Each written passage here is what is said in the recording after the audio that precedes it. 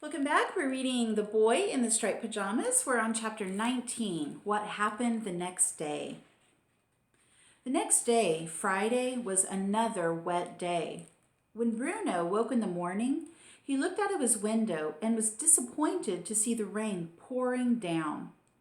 Had it not been for the fact that it would be the last chance for him and Shmuel to spend any time together, not to mention the fact that the adventure would be a very exciting one, especially since it involved dressing up, he would have given up on it for the day and waited until some afternoon the following week when he didn't have anything special planned. However, the clock was ticking and there was nothing he could do about it. And after all, it was only the morning and a lot could happen between then and late afternoon, which is when the two boys always met. The rain would surely have stopped by then. He watched out of the window during morning classes with Herr Litz, but it showed no signs of slowing down then and even pounded noisily against the window. He watched during lunch from the kitchen when it was definitely starting to ease off, and there was even the hint of sunshine coming from behind a black cloud. He watched during history and geography lessons in the afternoon when it reached its strongest force yet and threatened to knock the window in.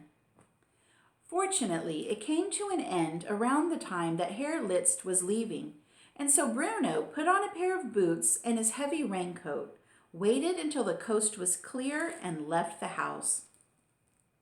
His boots squelched in the mud, and he started to enjoy the walk more than he ever had before. With every step, he seemed to face the danger of toppling over and falling down, but he never did and managed to keep his balance, even at a particularly bad part where, when he lifted his left leg, his boot stayed implanted in the mud while his foot slipped right out of it. He looked up at the skies, and although they were still very dark, he thought the day had probably had enough rain, and he would be safe enough this afternoon.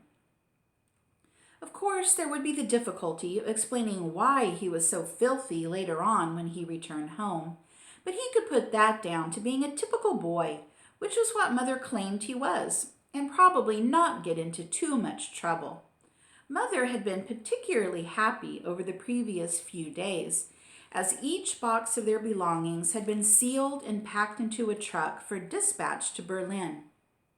Shmuel was waiting for Bruno when he arrived, and for the first time ever, he wasn't sitting cross-legged on the ground and staring at the dust beneath him, but standing, leaning against the fence. "Hello, Bruno," he said when he saw his friend approaching. "Hello, Shmuel," said Bruno. "I wasn't sure if we'd ever see each other again, with the rain and everything, I mean," said Shmuel. "I thought you might be kept indoors." "It was touch and go for a while," said Bruno, "what with the weather being so bad." Shmuel nodded and held out his hands to Bruno, who opened his mouth in delight. He was carrying a pair of striped pajama bottoms, a striped pajama top, and a striped cloth cap, exactly like the one he was wearing. It didn't look particularly clean, but it was a disguise, and Bruno knew that good explorers always wore the right clothes. "You still want to help me find Papa?" asked Shmuel, and Bruno nodded quickly. "Of course," he said, although finding Shmuel's Papa was not as important in his mind as the prospect of exploring the world on the other side of the fence. "I wouldn't let you down." Shmuel lifted the bottom of the fence off the ground and handed the outfit underneath to Bruno, being particularly careful not to let it touch the muddy ground below. "Thanks," said Bruno, scratching his stubbly head and wondering why he hadn't remembered to bring a bag to hold his own clothes in. The ground was so dirty here that they would be spoiled if he left them on the ground. He didn't have a choice, really. He could either leave them here until later and accept the fact that they would be entirely caked with mud, or he could call the whole thing off, and that, as any explorer of note knows, would have been out of the question. "We'll turn around," said Bruno, pointing at his friend as he stood there awkwardly. "I don't want you watching me." Shmuel turned around and Bruno took off his overcoat and placed it as gently as possible on the ground. Then he took off his shirt and shivered for a moment in the cold air before putting on the pajama top.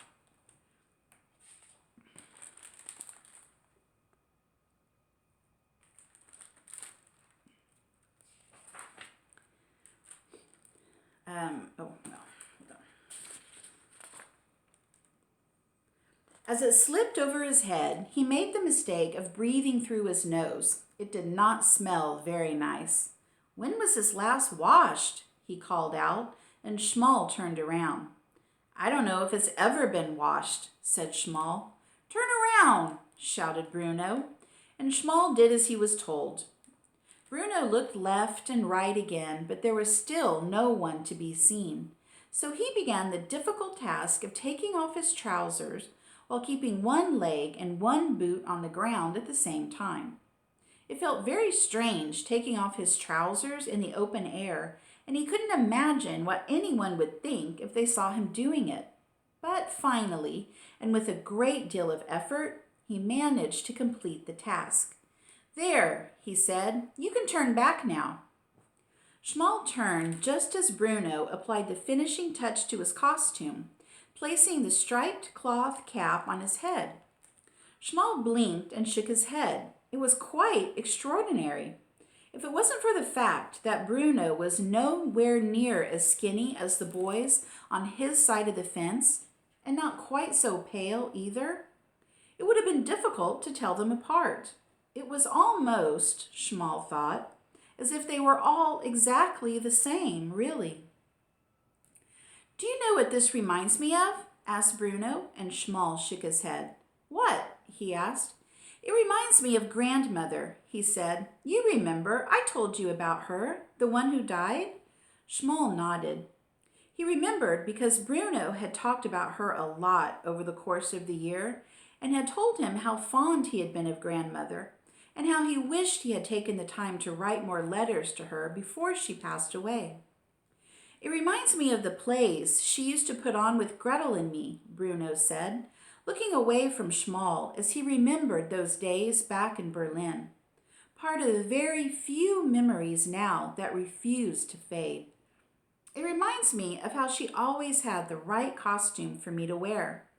You wear the right outfit and you feel like the person you're pretending to be," she always told me. "I suppose that's what I'm doing, isn't it?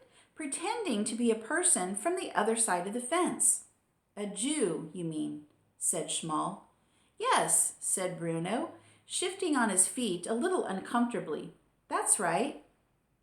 Shmuel pointed at Bruno's feet and the heavy boots he had taken from the house.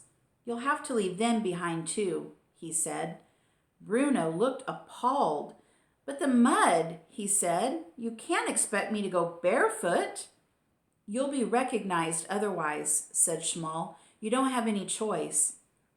Bruno sighed, but he knew that his friend was right, and he took off the boots and his socks and left them beside the pile of clothes on the ground. At first it felt horrible putting his bare feet into so much mud. They sank down to his ankles, and every time he lifted a foot, it felt worse. But then he started to rather enjoy it. Shmuel reached down and lifted the base of the fence, but it only lifted to a certain height, and Bruno had no choice but to roll under it, getting his striped pajamas completely covered in mud as he did so. He laughed when he looked down at himself. He had never been so filthy in all his life, and it felt wonderful. Shmuel smiled too, and the two boys stood awkwardly together for a moment, unaccustomed to being on the same side of the fence. Bruno had an urge to give Shmuel a hug, just to let him know how much he liked him and how much he'd enjoyed talking to him over the last year. Shmuel had an urge to give Bruno a hug too, just to thank him for all his many kindnesses and his gifts of food and the fact that he was going to help him find Papa. Neither of them did hug each other, though, and instead they began the walk away from the fence and towards the camp, a walk that Shmuel had done almost every day for a year now, when he had escaped the eyes of the soldiers and managed to get to that one part of Outwith that didn't seem to be guarded all the time. A place where he had been lucky enough to meet a friend like Bruno. It didn't take long to get where they were going. Bruno opened his eyes in wonder at the things he saw. In his imagination, he had thought that all the huts were full of happy families, some of whom sat outside on rocking chairs in the evening and told stories about how things were so much better when they were children, and they'd had respect for their elders, not like the children nowadays. He thought that all the boys and girls who lived here would be in different groups, playing tennis or football, skipping and drawing out squares for hopscotch on the ground. He had thought that there would be a shop in the center and maybe a small cafe like the ones he had known in Berlin. He had wondered whether there would be a fruit and vegetable stall. As it turned out, all the things that he thought might be there weren't. There were no grown-ups sitting on rocking chairs on their porches, and the children weren't playing games in groups. And not only was there not a fruit and vegetable stall, but there wasn't a cafe either, like there had been back in Berlin. Instead, there were crowds of people sitting together in groups, staring at the ground, looking horribly sad. They all had one thing in common. They were all terribly skinny, and their eyes were sunken, and they had all shaved heads, which Bruno thought must have meant there had been an outbreak of lice here too. In one corner, Bruno could see 3 soldiers who seemed to be in charge of a group of about 20 men. They were shouting at them, and some of the men had fallen to their knees and were remaining there with their heads in their hands. In another corner, he could see more soldiers standing around and laughing and looking down the barrels of their guns, aiming them in random directions, but not firing them. In fact, everywhere he looked, all he could see was 2 different types of people, either happy, laughing, shouting soldiers in their uniforms, or unhappy, crying people in their striped pajamas, most of whom seemed to be staring into space as if they were actually asleep.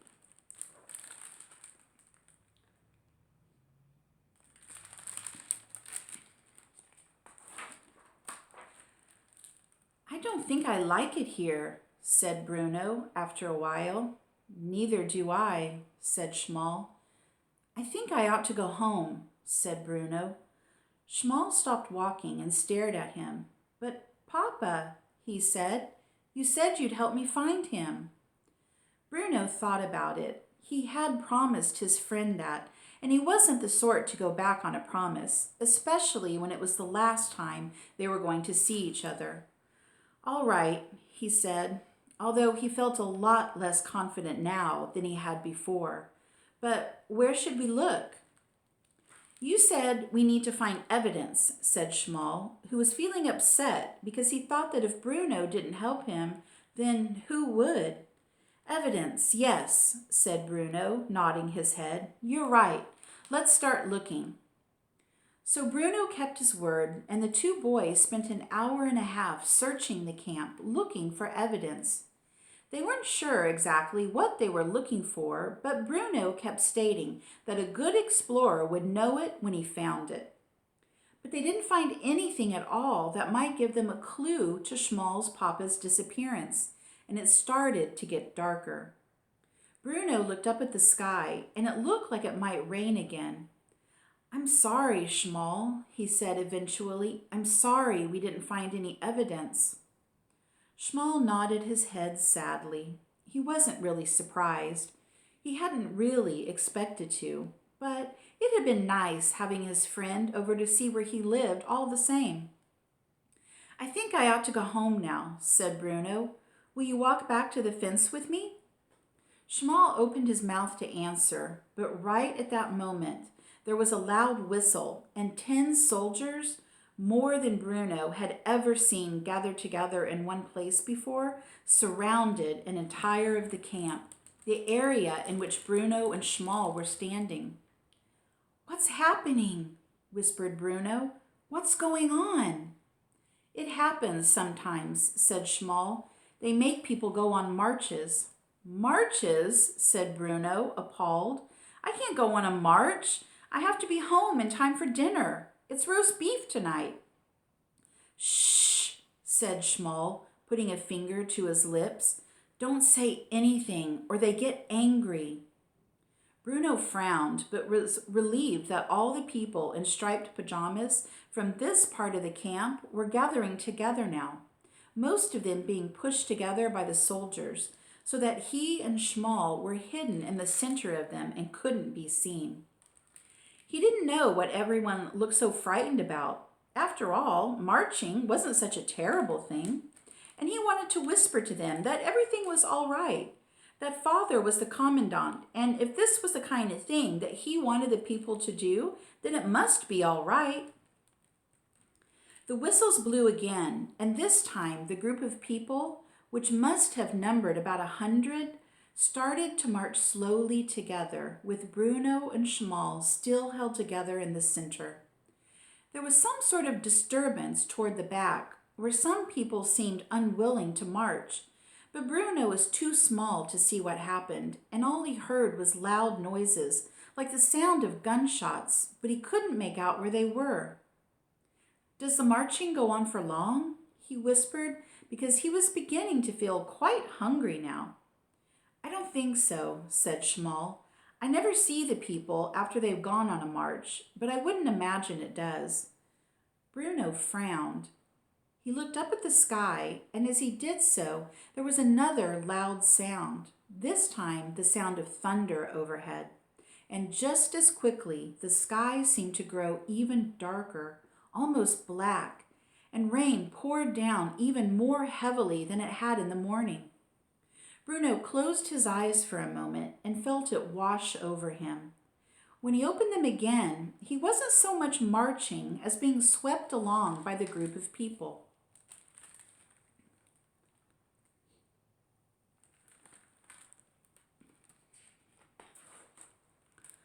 All he could feel was the mud that was caked all over his body and his pajamas clinging to his skin with all the rain, and he longed to be back in his house, watching all of this from a distance and not wrapped up in the center of it. That's it, he said to Shmuel. I'm going to catch a cold out here. I have to go home. But just as he said this, his feet brought him up a set of steps, and as he marched on, he found there was no more rain coming down anymore, because they were all piling into a long room that was surprisingly warm and must have been very securely built, because no rain was getting in anywhere. In fact, it felt completely airtight. Well, that's something, he said, glad to be out of the storm for a few minutes at least. I expect we'll have to wait here till it eases off, and then I'll get to go home. Shmuel gathered himself very close to Bruno and looked up at him in fright. I'm sorry we didn't find your papa, said Bruno. It's all right, said Shmuel. And I'm sorry we didn't really get to play, but when you come to Berlin, that's what we'll do. And I'll introduce you to... Oh, what were their names again? He asked himself, frustrated because they were supposed to be his 3 best friends for life, but they had all vanished from his memory now. He couldn't remember any of their names, and he couldn't picture any of their faces. Actually, he said, looking down at Shmuel, it doesn't matter whether I do or don't. They're not my best friends anymore anyway. He looked down and did something quite out of character for him. He took hold of Shmuel's tiny hand in his and squeezed it tightly. You're my best friend, Shmuel, he said, my best friend for life. Shmuel may well have opened his mouth to say something back, but Bruno never heard it, because at that moment there was a loud gasp from all the marchers who had filled the room, as the door at the front was suddenly closed, and a loud metallic sound rang through from the outside. Bruno raised an eyebrow, unable to understand the sense of all this, but he assumed that it had something to do with keeping the rain out and stopping people from catching colds. And then the room went very dark, and somehow, despite the chaos that followed, Bruno found that he was still holding Shmuel's hand in his own, and nothing in the world would have persuaded him to let it go. All right, that's the end of chapter 19. Join me soon for chapter 20, the last chapter. Thanks for watching, everybody, and please hit subscribe to my channel, and I'll see you next time. Thanks. Bye.